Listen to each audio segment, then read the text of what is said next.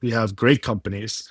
If you look at Hyperliquid as one of my prime examples, having 11 employees, and every employee is generating on average, but 111 million, $111 million on revenue. That is an amazing example, right? If you can build a decentralized exchange with 11 people, then every company that's below $1 million should have 2 employees.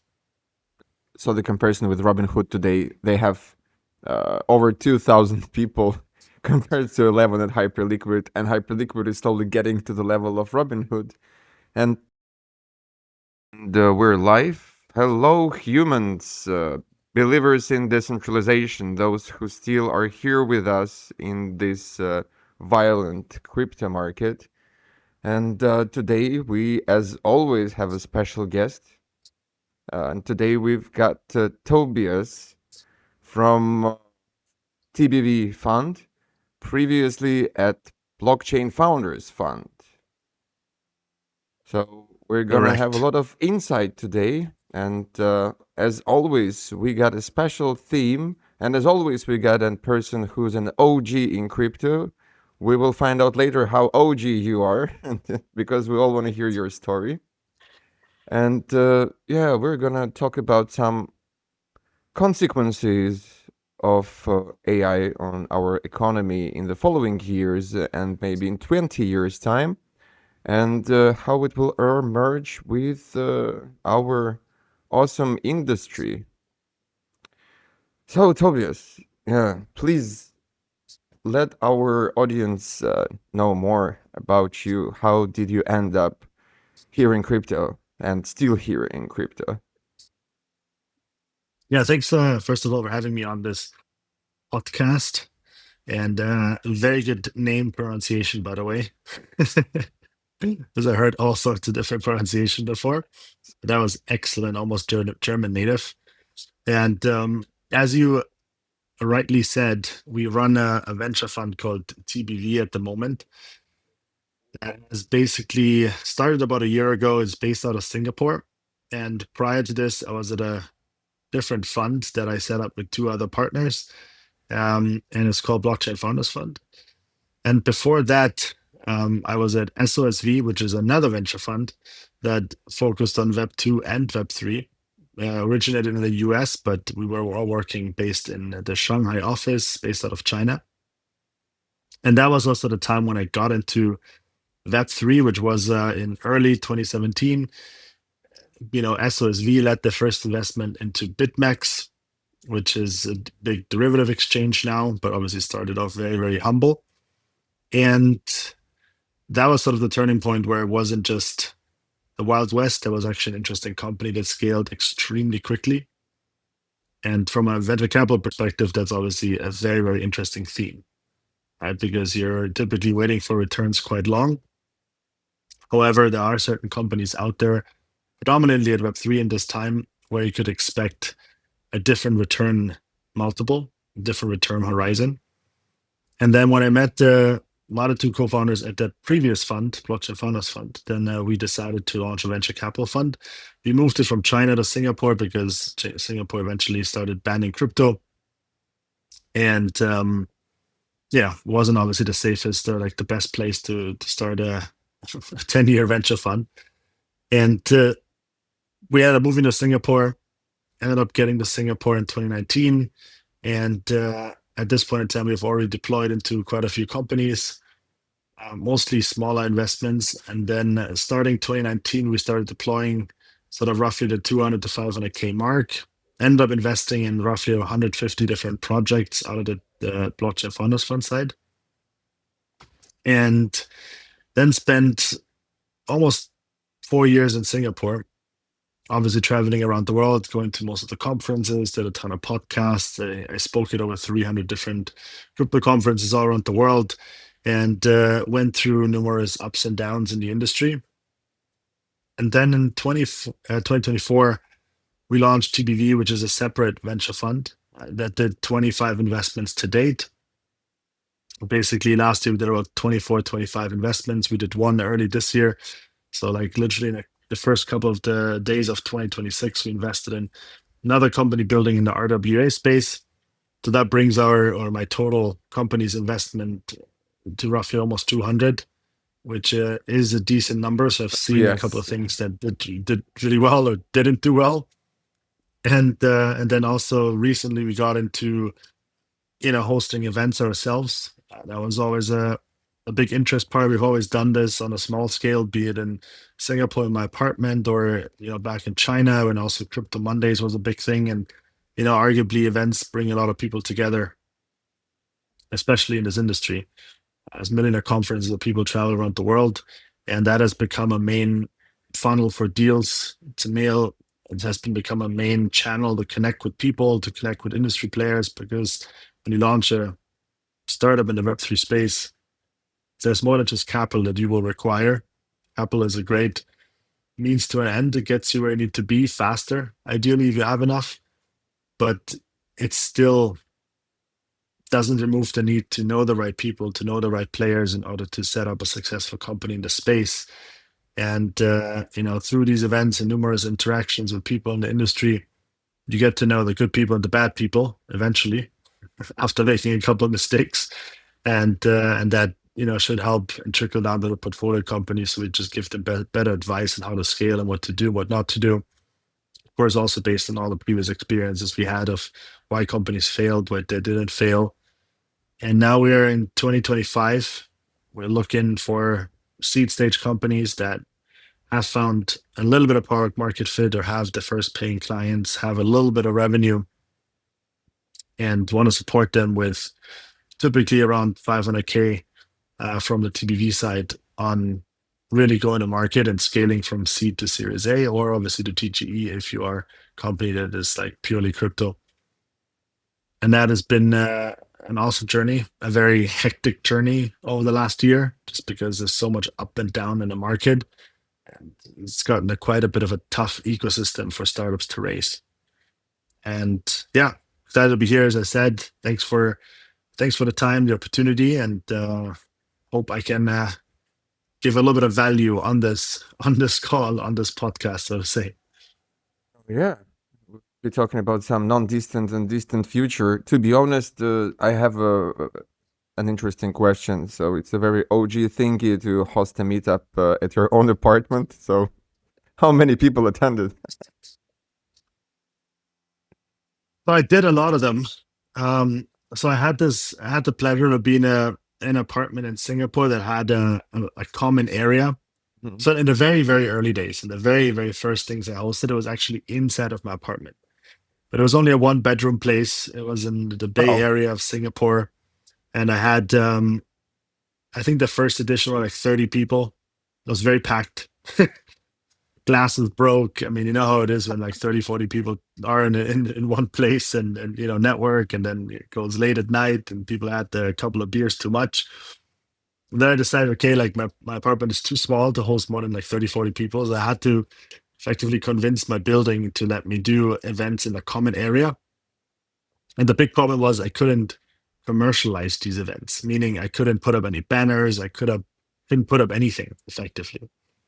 And so I just made it like my name. I called it Web3 with Toby in Singapore. that And it makes it was only very, better. very, Yeah. That yeah, it atmosphere is was better. different. But obviously you couldn't go as crazy, right? Because I mean, if I did this like twice a month, and I don't want to spend more than a certain amount on these events every month.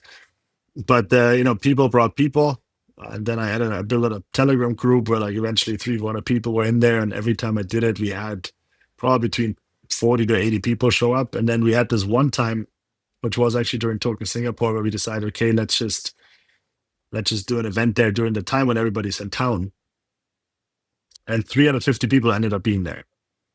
And that was a massive problem because the building was like collapsing half, and like they wanted to call the police and everything. And, the whole thing, I had to apologize to the building manager the next day. And, but it was amazing, right? We found a big LP there. We invested in one company. We met there. So it was like a huge success for the money spent. It was like, I don't know, like $2,000, $3,000 for the entire thing. And it turned out to be great because people loved the vibes. It was very, cozy, very non advertising y. It was just good people in Exactly. one space, a nice venue. And Yeah, so then I decided, okay, like this has gotten really big now. Like at least people like it. So, but I cannot do it in a building anymore. They banned me from doing anything there. So then moving forward, we took outside venues. We got bars of friends and stuff like that. And then in 2025, it got so big that we had in total 43,000 people attending these events that we're doing. But that's now a scale where it's obviously, rent out nightclubs and penthouses and dinners and all that type of stuff.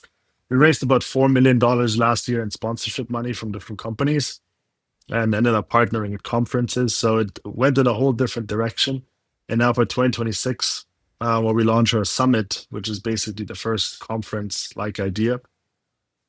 But the big focus for us is really the data. It's the attendees. It's not necessarily to monetize these events. I don't really care besides covering the cost that we yield a lot of money from it. At the end of the day, it should be affordable. It shouldn't be crazy. And as more people sign up for the things that we do, the more people we can possibly connect. And that's been a big focus, not just only for us as a venture fund, but also for the companies that hosted these events with us.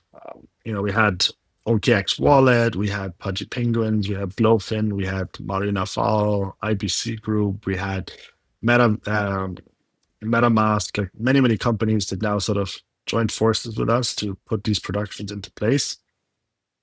And a big focus for 2026 will be to grow this into a deal hub, right? That it's kind of equivalent to the fund.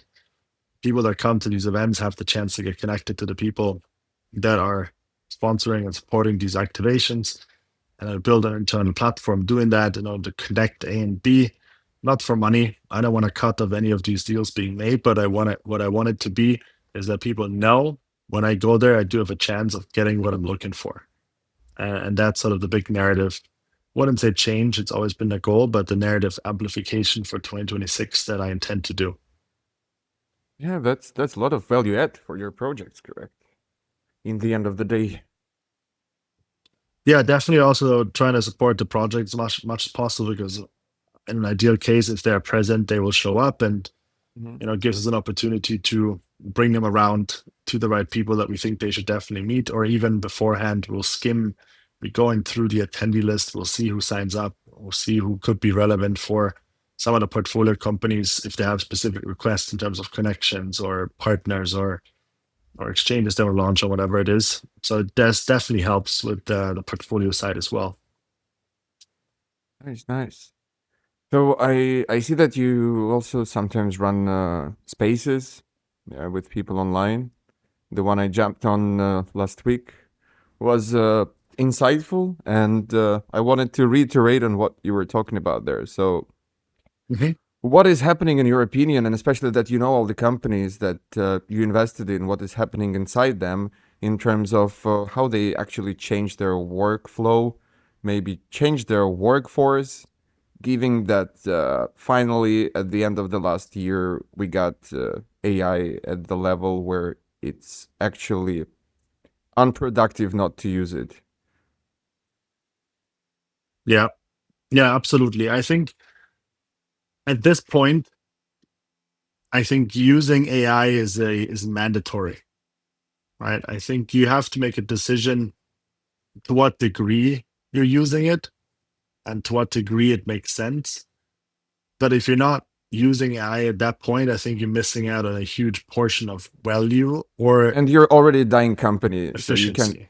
come out of the well radars pretty quickly because of that if you're still not doing that. Yeah, exactly. You can become the next Yeah, Siemens or something.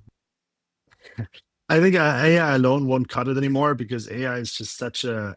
I mean, AI is becoming commodity to a big extent, right? I mean, everybody uses it to enhance processes, the writing emails, creating marketing content, creating social media content. I think for all of this, AI is amazing and it's such a simple tool. But I think the bigger impact for a lot of startups that we are funding, and that's sort of the data from the past 7 years of being in this industry investing or 8 years, is really the cost it takes to start and operate a company. In 2018, 2017, 2019, you had to have either a technical background as a co-founder, or you had to have a technical team in order to build a software company. Even if it's just, even if it's a meme coin, at that point you had to have some sort of ability to do so. And especially for more complex products, you had to have a big dev team that you had to manage. They typically have decent salaries, right? Especially if it goes into like smart contract developers and all that sort that understand security, that understand the challenges that come with it. And I think in 2025 or even 2026 now, a lot of these costs have come down significantly because you can get to an MVP or even, I would say, a full product if you put your head down for a couple of months and understand AI and what these different tools enable you to do. So instead of having to raise $1 million, $2 million in order to cover the hard cost, to set up the business, you can now basically start with zero capital, and get to a point where it's meaningful, where you can already show something before you want to raise some money for the growth. But even for that, I think a lot of founders are very overcomplicating it and thinking you need a lot of capital for a lot of different things that you don't necessarily need. Because we see a lot of pitfalls founders are tapping into, that they're overpaying a lot for services that are either not worth the money or could be done internally. And it's just a matter of focus, priority, and of course also expertise. Is there an Right? It's example always of easier to those? pay Uh, someone. an easy example of like what kind of services you I think are think, obsolete right now? We could overpay for and should cut them. I mean, like what a lot of companies, like if you look at the P&L of a startup, right? I mean, you have headcount. That is obviously like typically the biggest expense that makes most of the burn rate. If a company has a $30,000 burn rate, it's typically $20,000 to $25,000 in salaries, right? And I do think for a lot of people that are hired, there's no need, right? It's always nice to hire people, and it's great to hire people, but a lot of founders are hiring too fast. And I still do this mistakes until today, because you have a problem, you want to do something, you have a new idea, and then you hire someone who has or matches that description. Even though if you would do a bit more research or maybe, prioritize it a little bit better, you could probably execute this already with your current team or with AI. Example, you want to launch a network of experts, or you want to, I don't know, start with your first clients, right? I don't think you need a BD person if your product has no customers, right? I think that's the CEO's job. But people like to overhire because they also think if they can go on a VC call and say we have 30 people, we have 20 people, 15 people, they look more established, they look better, and it gives them more possibilities of raising. I actually think it's the opposite. We have great companies. If you look at Hyperliquid as one of my prime examples, having 11 employees, and every employee is generating on average about 111 million, $111 million on revenue.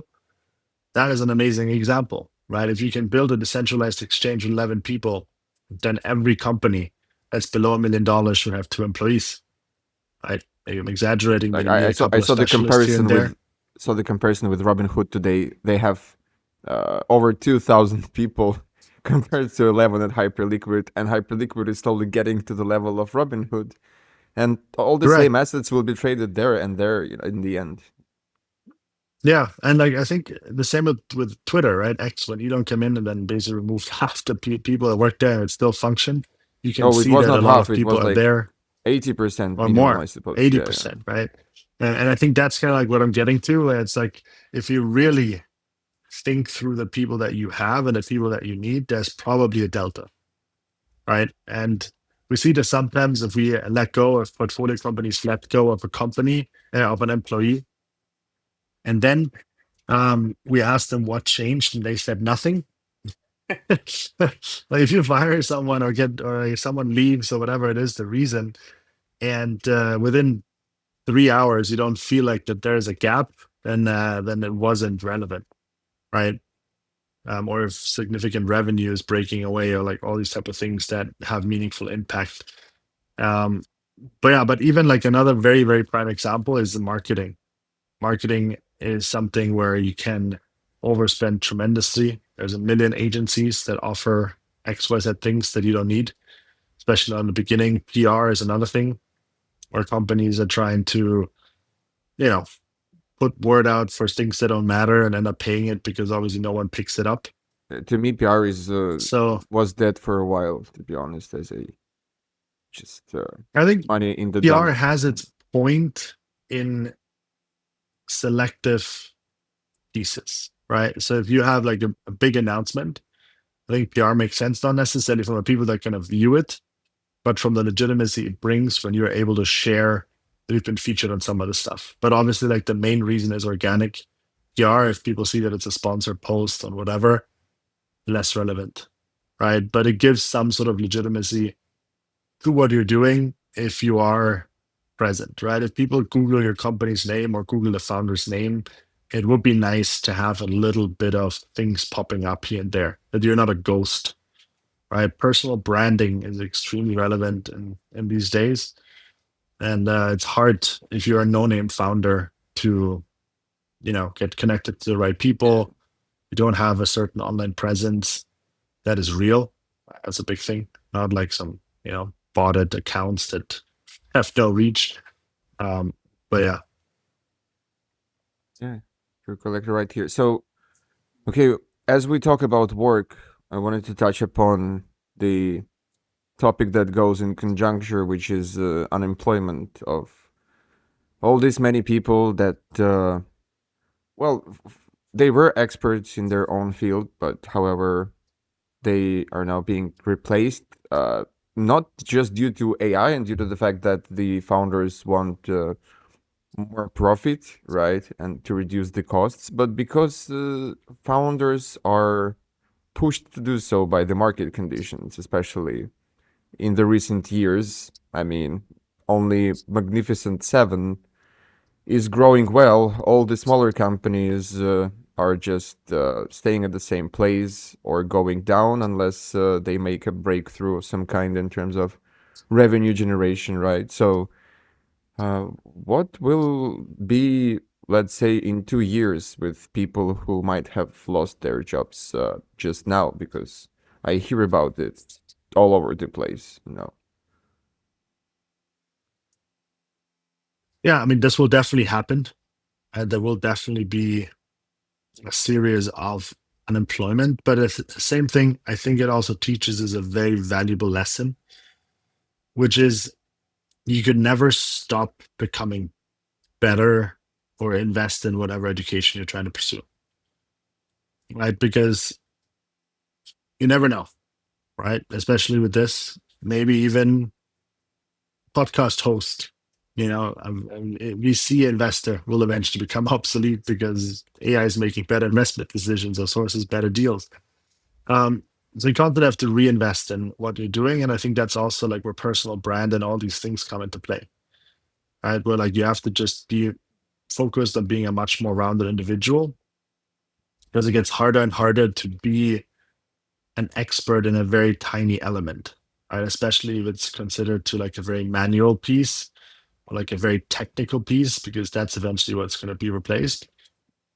And I think a lot of re-skilling has to happen where people have to learn new skills. People have to be more technical, like at least, you know, business development will be something that probably will never go away or like not in the near future.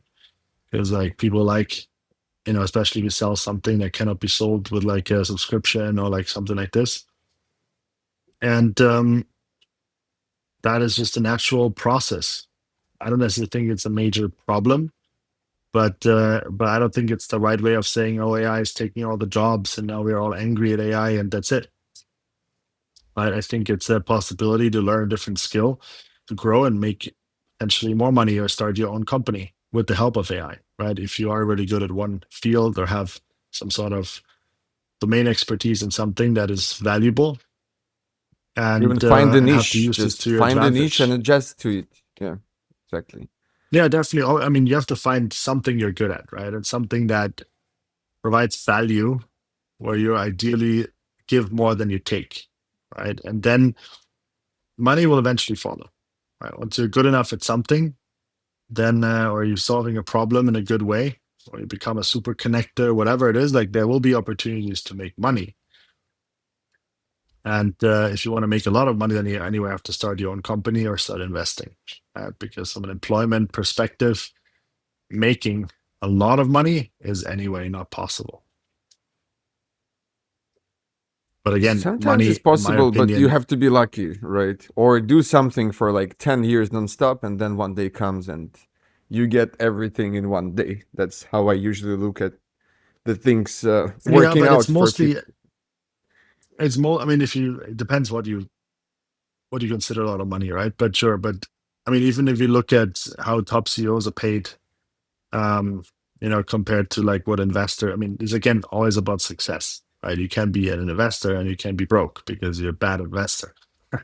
But in case you're able to manage it well, that goes again your skill set, right? It's hard to go into crypto and say like I want to be a millionaire overnight. It probably won't happen. You have to be Well, very, very lucky to if you find the had 10 right. million, you can be a millionaire overnight. You can, but again, right? It's like it's this whole mindset that really hurts crypto because everybody comes in with this Exactly. mentality of like Yeah. I need to be very rich and I'm going to be very Mm. rich, and the reality is that very, very few people hit that lottery ticket, and all the other ones are exit liquidity. Yeah, yeah, So that's true. That's what happens to people. And it's unfortunate that most of the crypto is still around speculation. This is actually something we are trying to change. So that people don't come to crypto for speculation in the first place, but they come to contribute and build in the first place.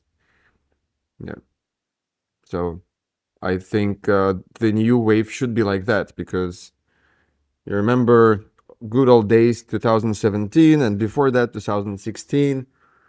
We had retail actually setting up Bitcoin miners, Ethereum miners. They were really contributing. But after the, let's say, everything got institutionalized and you have big staking companies, you have huge mining farms, industrial ones, and mining pools are pretty big cartels with a low number of them. People have nothing left but to come lose money and on some kind of hype. Usually it happens like that. There is a 4+ years cycle, which is now being invalidated, but still something around that we always had. And people usually come at the last 3 months of the cycle and then exit after the bear market starts. And of course, everybody got a very bad, well, as we discussed before, crypto has a very branding problem, a big branding problem, because when you hear it, it's all about speculation. It's all about things going quickly up and down, and only a handful of people getting out as winners in this almost zero-sum game. absolutely. So, do you think AI will contribute a lot to crypto? Like, because for many, many years, crypto is like a very, industry in itself, which doesn't connect a lot with other industries. Of course, now institutions are using Ethereum or some layer twos, or beginning to use them for as their financial rails for tokenization of assets and to be able to move money on the weekends and to trade on weekends, which they still don't do. And I mean, this is kind of the external factor positively impacting our industry.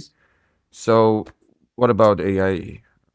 Will it also positively impact our industry? Because so far, it seems to me that many builders, many funds, they just moved their capital they could inject into new crypto companies into AI. So it seems to me that so far we're, you know, didn't get anything from this innovation cycle, which because everything, all the money, all the capital goes into AI, and you don't see many new or almost zero new crypto companies that are really building some innovation we haven't seen before. Mostly optimizations or another try of another perp dex, let's say. Yeah. No, good question. An interesting approach of thinking. I think the number one question is you have to ask yourself why, right? And AI is also right now in a little bit of a, I like to call it bubble, right? Where like we will see how long this will be sustainable and how long these companies are going to blow up like this. Because I would also agree that a lot of companies that are funded in AI are not necessarily the most innovative thing the earth have ever seen, right? And that might be becomes obsolete by some of the bigger players, or we never know how this fast moving industry effectively will evolve. Now, that being said, I think crypto will effectively benefit from AI in a sense that, even though we are in this interesting market, like deal flow hasn't stopped, right? Which was interesting because in 2020, at the end, when everything was dead, like we saw a lot less deal flow than what we've seen now. And, companies get a lot faster with less money, like I said. So I think the need for VC capital to support innovation will be less, or at least maybe later stage when it goes more towards growth, which is great because a lot more ideas can come to life. However, it will take some time to trickle down for people to adjust, for people to learn, for people to use it properly. That also requires AI tools to function better, to innovate in itself. And I think also, AI gives opportunities to make crypto more secure, to make crypto more automated, to hopefully help on UI and UX questions that have always been a bit challenging, and already helped significantly in trading, right? Where like more sophisticated trading strategies can evolve. Copy trading has been evolving, and that has led to potentially more institutional adoption, I would say, because people are using different ways of operating in crypto. Now, did it directly trickle down to more innovative ideas in crypto? Maybe not, maybe yes. But that's also not necessarily the job of AI, right? I think AI is a tool, but it's not something that's going to come up with the most creative ideas in the world that no one has ever seen because it typically Oh, builds on yeah. data that's already existed. So I think that just depends on how many smart people are in the industry and how many things this technology actually can make better or solve. And that depends on adoption, right? Because if it goes like this and all crypto tokens that are launching are basically failing, exaggerating a little bit, then there's less interest from people who come into the space because their possibility of making money, which is a big driver of a lot of people to start, is less. Right? It gets complicated a lot. And And they go into AI so because that's where you can easily make money compared to crypto right now, because as you say, there is still a bubble ongoing. For me, it's not the bubble that was in dot-com bubble, let's say, because there is actually productive innovation happening and we actually pay for it, use it, and like every technical person has $100 checks a month to pay for his AIs. Yeah, so uh, I believe this time is different, and yeah, hopefully the the smart investments will pay off a lot. And my hope for AI bringing some value into crypto is the same thing people were talking about a year ago, when we had the AI agent hype in crypto for a few months, is that finally these agents are gonna need to transact with each other or even hire people. And it seems more likely they're gonna use crypto than cards. But I already heard about people who are just giving the access to their AI agents to the credit card. And they don't really need crypto in that case as well. Uh, and we haven't really seen autonomous AI agents yet because everybody just uses AI as their assistants, let's say. They're not truly autonomous in the sense that they go in the wild and do whatever they want. stuff. Yeah. Yeah, I think the agent space is interesting because it's eventually going to be like an army of its own. And I do believe that credit card won't be able to do that, right? Because there's so much conflict and challenges that need to be involved. I mean, like the payment process using a credit card is a lot more complicated than using crypto if you automate it, right? Because there's no intermediary. If the bank blocks your credit card, if this and this happens, then effectively, you have to have a whole escalation period and process that these agents have to fulfill. In crypto, this wouldn't happen, right? So I think from a peace of mind perspective, and also from making things faster and more scalable, I think crypto does have the upper hand here. Right? If this really comes to a space where you have autonomous agents actively acting on their own and having full control over financial assets, big or small, and attracting within each other without human interface or interference, then I do think crypto has the upper hand. And that could definitely be an interest part where like crypto volume is not necessarily moved through people, but moved through agents. But then again, it goes down to like payments, it goes to international remittance, especially when these agents operate within, let's say, different base currencies or different countries or This need to is where send. crypto right now really fails. Yeah, with international currencies, I mean, because it's all Yeah. USD. And I saw the CTO of Wise saying that we actually don't need crypto for that because crypto doesn't have a lot of stable coins, accepted stable coins as well in terms of other local currencies other than major ones, euro and USD. And liquidity is nowhere for the remittance, for the FX. So the traditional rails are still cheaper, better, more liquid. And yeah, in crypto, you only have USD tokenized, which has liquidity, but still much less than in traditional financial markets.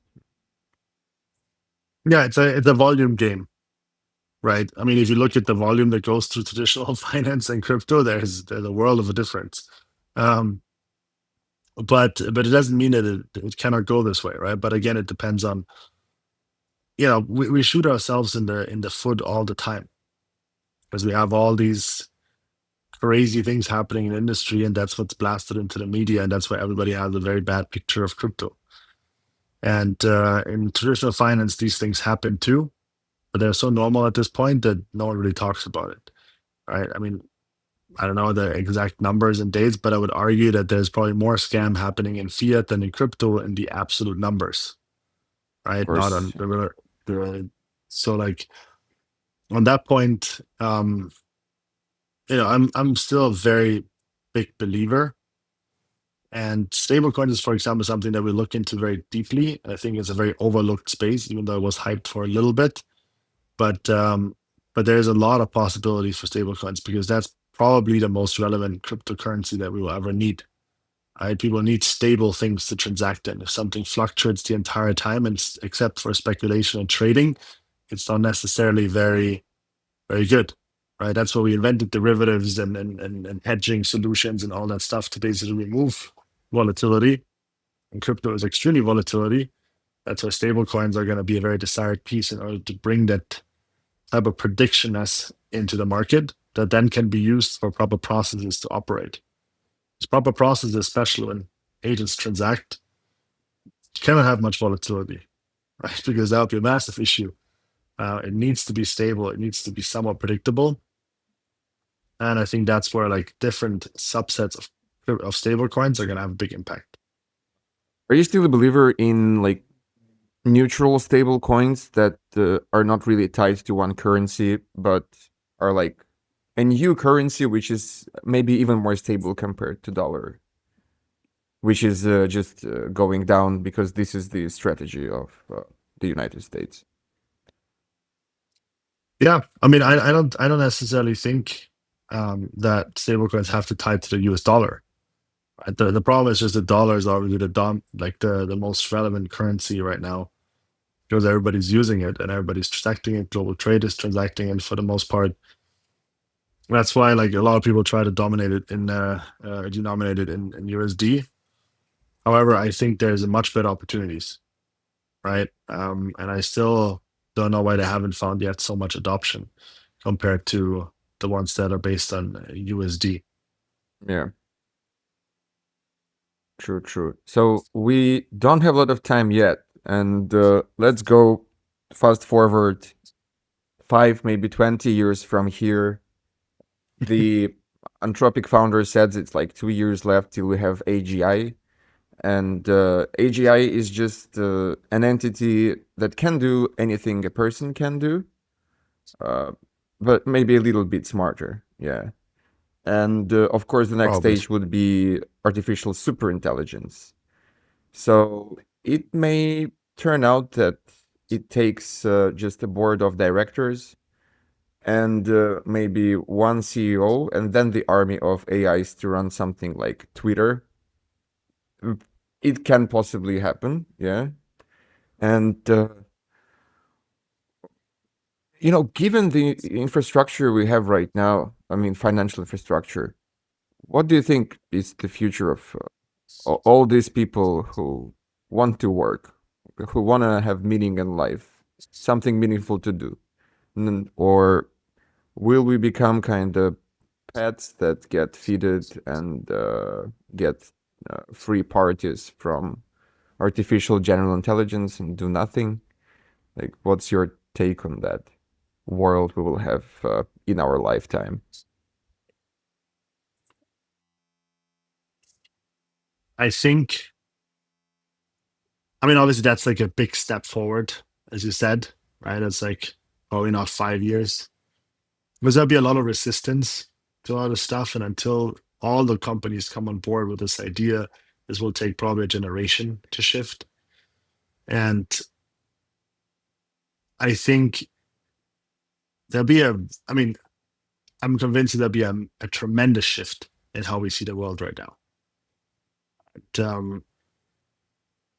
I think it will be scary for a lot of people because it's going to be because the shift will be so intense and so fast, something that we have never seen before to this intensity. Right? Because we never had the possibility of robots, AI, all these it's a very new concept that we know from science fiction movies that's slowly becoming somewhat reality.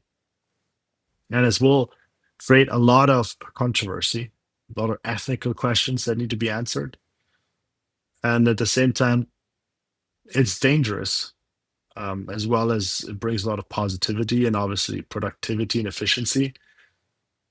But it's a very dangerous thought to have that all this will run by computers that are way smarter than all of us combined.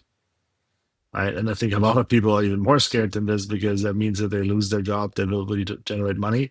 But also at the same time, it gives opportunities to make money in areas that we never thought it would be possible.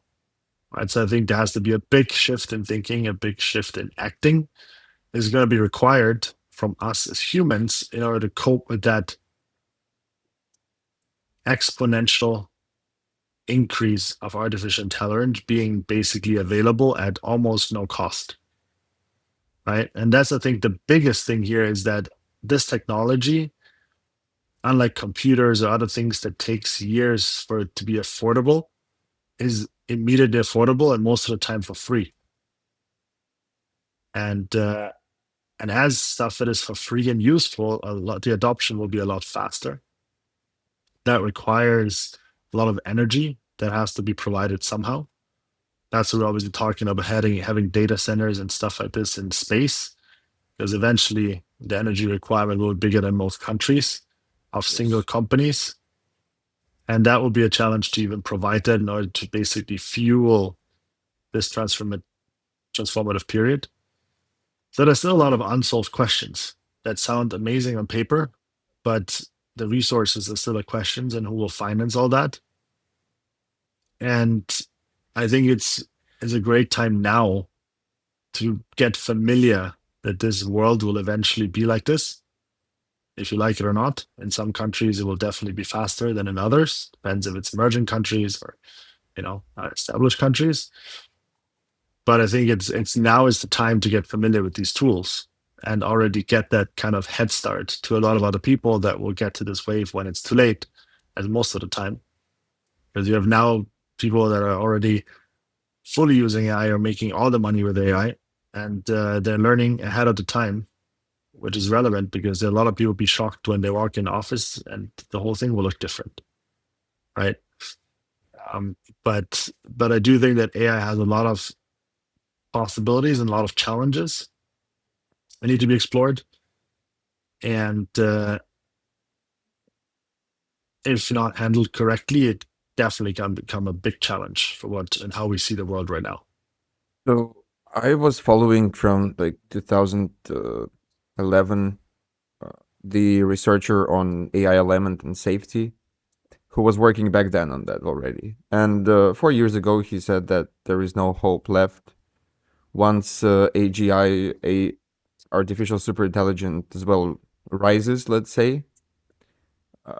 It will be 99.9% over for humanity due to the fact that he will be following some kind of goals that were set for him, which are not aligned with the goals of humanity. And the progress is moving too fast compared with the progress of alignment. And, well, the problem is that it will be either controlled by on its own, right? And get out of the control of the corporation that created it. Or it will be in the hands of the government or corporation, which might be even worse, in my opinion. And people don't care on how we can actually, let's say, distribute the ownership of this thingy coming at all. Yeah, because let's say, and also what will happen to our proof of work and proof of stake networks? Did you ask yourself that question? He will just Mhm. buy them out. And how can we trust something that is owned by one entity, which is artificial intelligence? I think that's the general question, right? It's like these are this is a topic already one step ahead, right? Most people already figure out what it is, how to deal with it. The ownership question comes when it's too late, right? When one country, one government, one entity will dominate and basically predict and dictate everything you do and how you do it because they own all the data, they own all the workflows, the processes, potentially a big volume of the capital that's transacted. Might not just be one company, right? It might be a couple of different companies. But again, it's the same thing where like rich people get richer and poor people get poorer, right? Because the person who controls it is obviously has a big power, right? And I think that's the way like Elon Musk is actually rolling at the moment. Becoming the first trillionaire soon and all these different things that like, are insane, right? And in some other countries in the world, people don't have food. And they Yeah. obviously don't give a hell about AI at the moment and who it And it's owns and getting what it worse, does. yeah, I believe. And it's getting worse, right? Um, yeah, it's a very interesting future. I'm very excited personally. Um, but it's going to be a very interesting period to live over the next like 20 to So 50 years. Uh, I that would be a little bit spoiler, but so there is a book written by our team member about the next, let's say, 30, 40 years. And the world he envisions is like we have this this swarm of artificial general intelligences, right? Because it probably won't be one, and they kind of work with each other to build the data centers, and they even have their own territories. Then you have this corporate world of humans, which is basically a dystopia, right? Where the corporations control every your like they watch after every your move after you become 18 by injecting Neuralink into you, and they see everything, and they can even I don't know change the emotions you're feeling at the moment, things like that. But there is always some kind of resistance. And resistance is actually using the Humanode tech, which is like a financial system and a layer which humans control on an equal basis.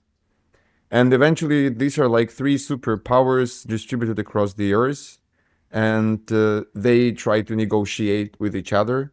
And mostly, of course, they negotiate through AI because it's much easier to talk to AI than to people in power, let's say. Yeah. Yeah. And it sounds like possible because that would be awesome if we all live in the financial system equally owned by humans, where everybody takes part in the consensus of this, let's say, layer one. And where you have AIs transacting on this layer one and actually paying fees, distributing among all the people. This is something we're working on, but I'm afraid we might become resistance and not the main financial rail of the world. Yeah, because uh, there was always the power struggle, and usually it's always owned by you know whom. Yeah. Yeah. Very nice statement. I like it. This is why we're still here, and we're never going to stop working on Humanode, however bad the market is, Yeah, because we believe in it. that's the main thing. Main thing is belief. This is gonna work eventually. Well, currently, sometimes in crypto market, there are different cycles. In the bear market, revenue is the king, but then in the bull market, belief is the king, right? Because you don't look at revenue metrics or profit metrics on the bull market. You look at the Less. ideas. Yeah. The So ideas, the vision, the potential. innovation. Yeah. Right, Tobias. Well, that was great to talk to you. And Likewise. Thank you. yeah, I hope we will meet in person one day of one of your awesome events, especially the one that would be at your apartment, because it sounds like a lot of fun. Awesome. I definitely extend an invite. I really appreciate your time. Thank you for having me on. Thank you, and have a good rest of the week. Bye bye.